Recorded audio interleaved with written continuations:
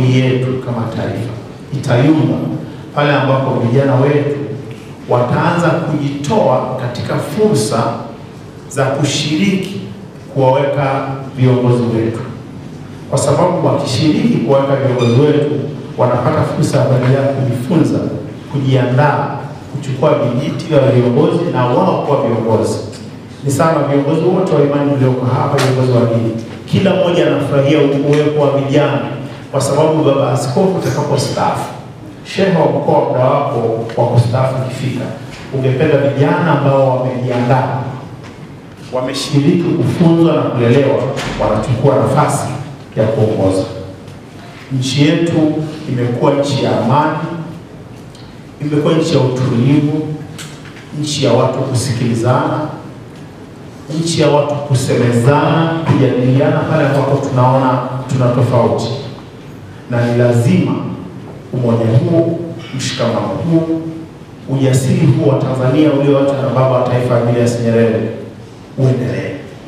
Lakini kama taifa ninaona umuhimu wa moja kwa moja sisi tuungane, tuwe kitu kimoja, tudai uwepo wa maendelezo wa amani yetu, mshikamano wetu na ile heri ambayo imekuwa ni heri ya taifa. Tunaingia kwenye uchaguzi mkuu.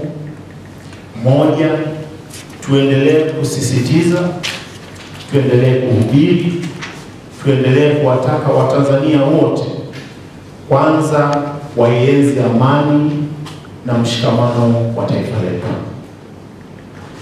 Pili, hakuna uchaguzi kama watu wakwenda kupiga kura hawatatoka. Na hii ni mila na desturi iliyojengwa katika Jamhuri ya Muungano wetu ya kutufanya tuwe imara, tuwe bora, tuwe taifa la kuangaliwa na mataifa mengine yote.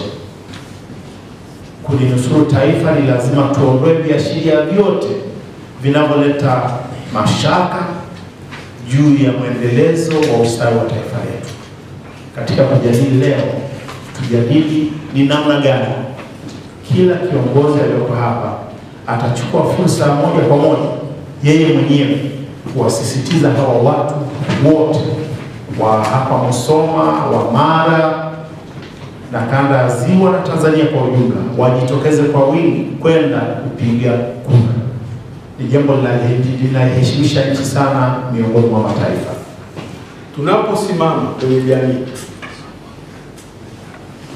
kitu cha kwanza tuimbe sana utaifa wetu na utanzania wetu.